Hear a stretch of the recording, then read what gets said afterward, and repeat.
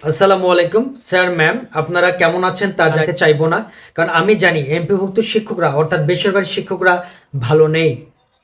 শিক্ষকরা পেশাগত কারণে অনেক বেশি কষ্ট সহিষ্ণু, ত্যাগী, ধৈর্যশীল এবং অল্পতেই তুষ্ট হয়ে থাকে।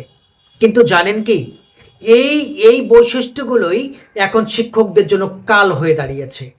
সময় বদলায়, সরকার আসে, সরকার যায়, কিন্তু বেসরকারি শিক্ষকদের জীবন মানের কোনো পরিবর্তনই হয় না। পরিবর্তন করার কোনো চেষ্টাও করা হয়নি আজ পর্যন্ত। এই জন্যই বেসরকারি শিক্ষকরা এত বেশি অবহেলিত, এত বেশি লাঞ্ছিত। সমাজে তাদের অর্থনৈতিক ক্ষেত্রে কোনো মূল্যই নেই। এটা অপ্রীতিকর হলেও সবচেয়ে কঠিন সত্যি। সব কিছু মেনে নিতে নিতে দেয়ালে পিঠ ঠেকে গেছে, আর পিছিয়ে যাওয়ার কোনো অবশিষ্ট পথ তো বাকি নেই। এখন শুধুমাত্র সামনে এগিয়ে যাওয়া ছাড়া অস্তিত্বের সংকট মোকাবেলা করা কোনোভাবেই সম্ভব না আমাদের। এই দেশ, এই রাষ্ট্র কখনো জানতে চেয়েছে বেসরকারি শিক্ষকরা কিভাবে জীবনযাপন করছে? কখনোই জানতে চায়নি। আর যখন তারা এগুলো জানে, তখন এগুলো সমাধানের জন্য তারা বলে যে আমাদের এরকম সক্ষমতা নেই। সরকারি শিক্ষকরা যদি তাদের অধিকারগুলো পরিপূর্ণভাবে পেয়ে থাকে, তাহলে বেসরকারি শিক্ষকরা কেন পাবে না? শুধু এই সরকারি বেসরকারি এই বে শব্দটার জন্য কি এত বেশি অবহেলা, এত বেশি বৈষম্যের শিকার আমরা? বেসরকারি শিক্ষকদের আন্দোলনের আজ কয়েক সপ্তাহ খানেক পেরিয়ে গেছে, কিন্তু সরকার পক্ষ থেকে সমাধান করার জন্য কোনো পদক্ষেপই নেওয়া হয়নি। দেশ যখন সেই বেসরকারি শিক্ষকদের জীবন মানের পরিবর্তন করার কোনো চেষ্টাই করছে না, সেখানে আন্দোলন চালিয়ে যাওয়া ছাড়া দ্বিতীয় কোনো পথ খোলা নেই, কোনো বিকল্প নেই আন্দোলনের।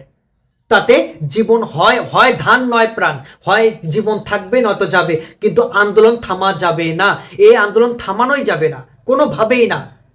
আমাদের অধিকারে শতভাগ পূর্ণতা ছাড়া কোনোভাবেই আন্দোলন থামানো যাবে না। বেসরকারি শিক্ষকদের এই আন্দোলন হবে জীবন মান পরিবর্তনের জন্য অর্থনৈতিক নিশ্চয়তার এক কঠিন আন্দোলন। এটা হতেই হবে, এটা সফল করতেই হবে। অন্তত নিজের লাইফের এক্সিস্টেন্স টিকে রাখার জন্য হলেও এটা করতে হবে। বললাম না, দেয়ালে পিঠ ঠেকে গেছে।